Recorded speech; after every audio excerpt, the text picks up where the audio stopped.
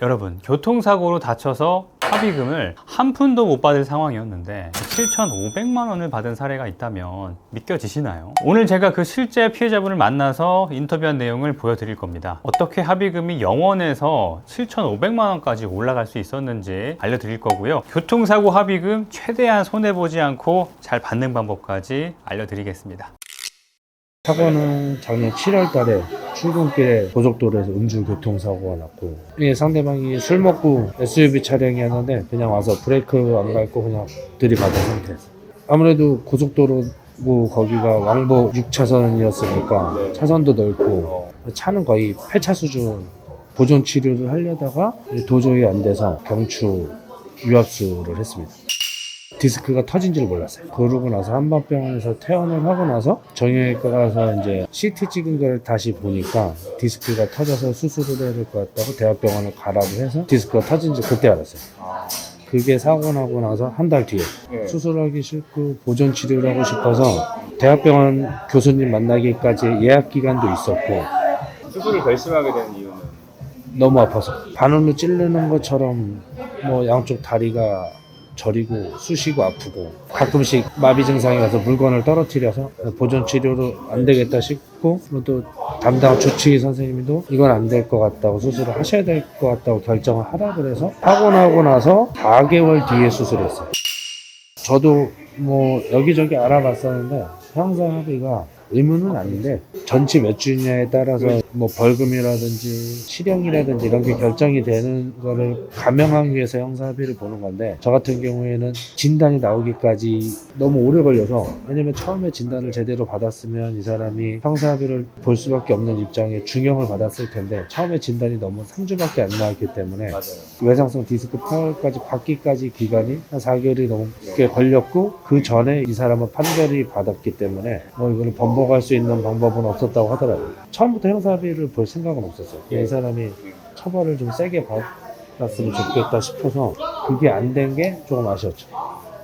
전 당연히 산재가 될 줄 알았죠. 왜냐면 출근길이었고 병원에서도 그때 당시에는 진단서가 외상성으로 나왔기 때문에 당연히 될 거라고 해서 신청을 했는데 결과적으로는 불승인이 됐죠. 염자만 승인이 나고 외상성 디스크 파열은 안 됐습니다. 당황스럽기도 했고, 불승인 난 상태로 지내야 되니까 이제 제가 수술하고 나서 재활하고 뭐 하고 일을 못한 지 이제 뭐 거의 한 1년 있다 나왔으니까 경제적으로도 힘든데 에서 채무부정제 소송도 얘기를 했었고, 그렇게 돼서 뭐 정신적으로나 일체적으로나 되게 힘들었어요.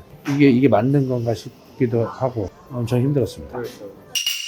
네, 다행히도 이제 대표님께서 많이 힘 써주시고 뭐 도와주셔갖고 시간이 걸렸지만 결국에는 뭐 합의를 봐서 뭐 지금은 되게 좋습니다. 네. 얼마나 받게 됐죠, 합의금?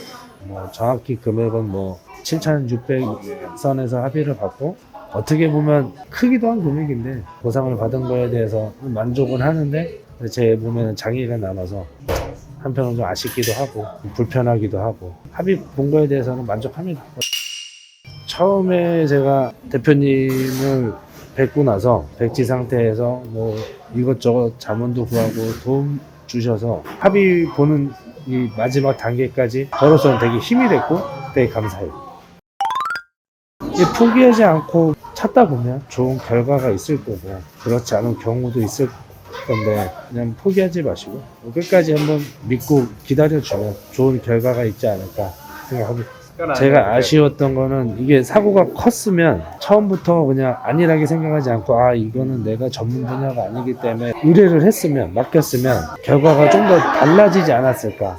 좀 더 수월하게 긴 시간 싸우지 않고 단기간에 만족스러운 결과가 나왔을 텐데, 안일하게 이건 뭐 단순한 교통사고니까 제가 아는 상식선에서 하다 보니까 처음부터 이게 어긋나기 시작하니까 간단한 사고는 솔직히 본인이 해결하셔도 될 것 같은데 좀 어느 정도 사고가 크다, 해결할 수 없는, 힘들 것 같다 그런 거는 그냥 바로 전문가한테 위임하시는 게 정신건강에 좋다.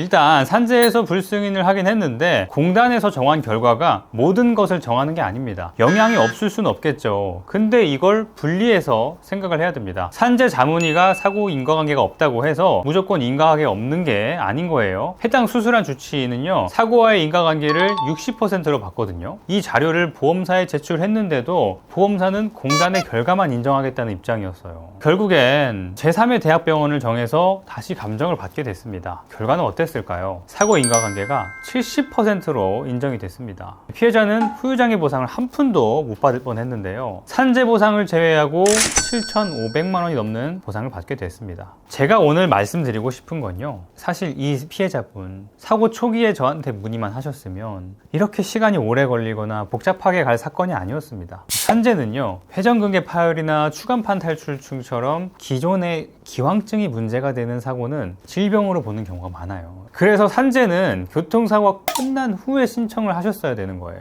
그럼 이미 교통사고 보상을 받은 상황이기 때문에 산재가 불승인이 돼도 이 교통사고엔 영향이 없거든요.